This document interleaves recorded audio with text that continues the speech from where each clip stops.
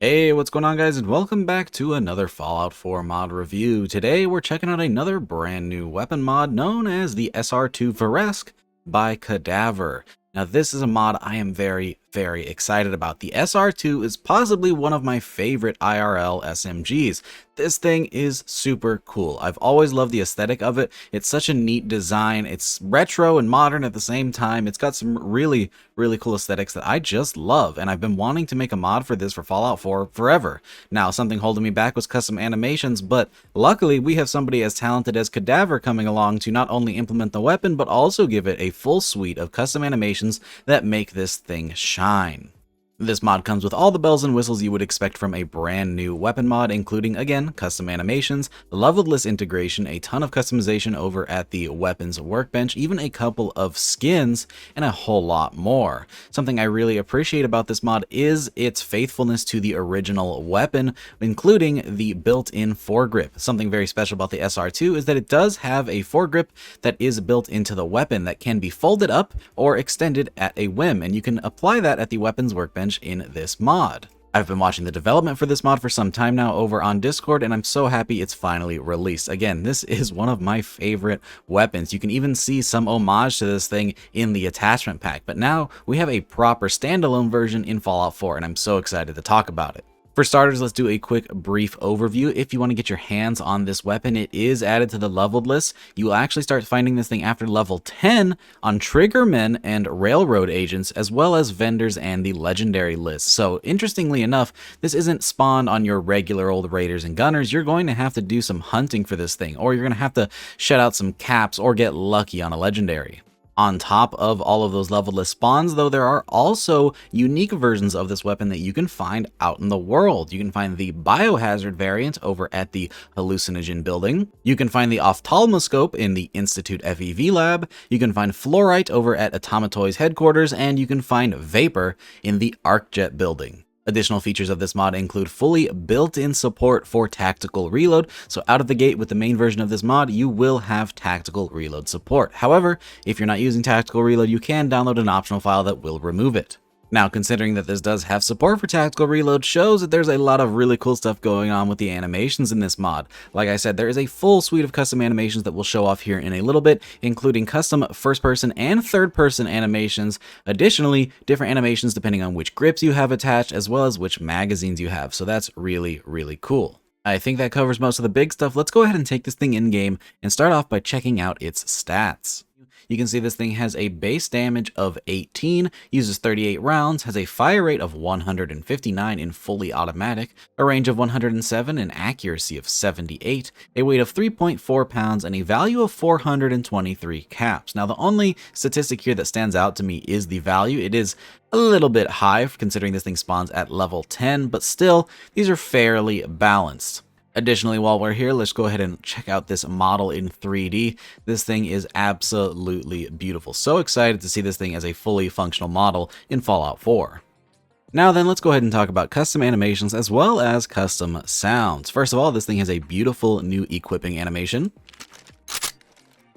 And of course, some custom sounds and a custom reload animation. I'll go ahead and let that play uninterrupted.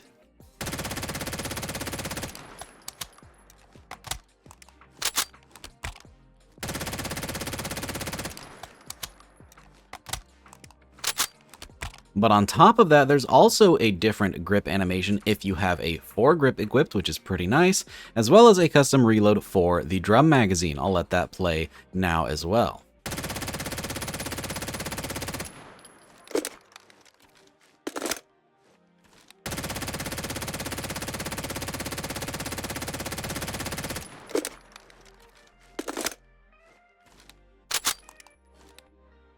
Now then, let's talk attachments over at the weapons workbench. We've got a lot going on here. Starting off with the receiver section, we have the exact receivers you'd expect to see in a weapon mod, but they are a little bit jumbled. It would seem that they're in alphabetical order instead of rated by value. So the best damage in the semi-automatic category is the advanced receiver here with a total damage of 47, and then the best automatic one is the automatic powerful here with a damage of 31, but again, it's full auto.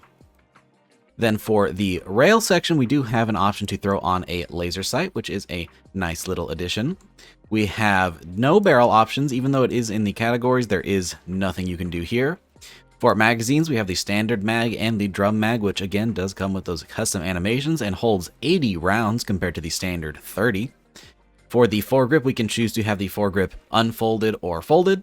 Then for sights, we do have a plethora of options here, including the standard iron sights, the SR2 reflex sight, the Vortex Venom, the Robco reflex sight, the Spectre DR scope, and a thermal scope, which is an interesting choice for an SMG like this, but hey, at least it's there as an option.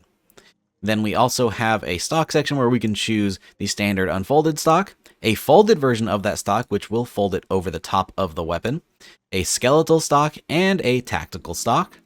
We also have options for the muzzle to add a suppressor to this thing, which is very nice and I think works for a stealthy sort of playstyle. And then we also have a material section where we have the standard polymer, or you can switch all that out for wood furniture. Pretty cool.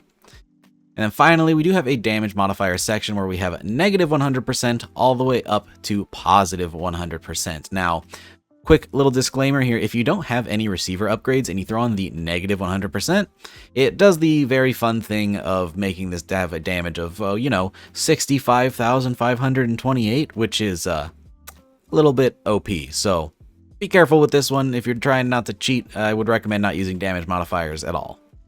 Now, really quick, before we move on to the damage test, we need to talk about the uniques in this pack because they are very, very interesting. Here we have the Biohazard, which adds a little bit of bonus poison damage, but for some reason,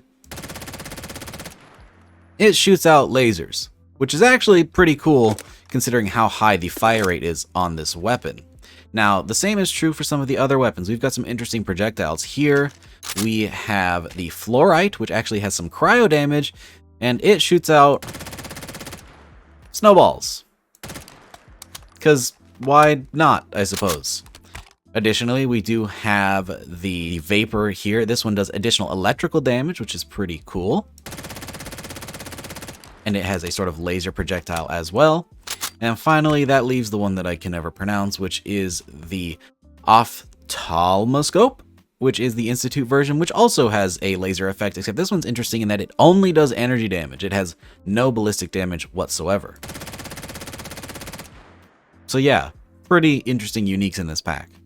Alright, and now then it is time for our damage test. Using a Deathclaw as our baseline, we'll be running 3 tests today, one with the standard version of the weapon, no attachments and no perks, another version that is fully upgraded with no perks still, and then a final version using full upgrades as well as the maximum damage modifier at the weapon's workbench to show you how powerful this thing can get with damage modifiers. So let's go ahead and start here on the left with the basic version of the weapon and see how it performs.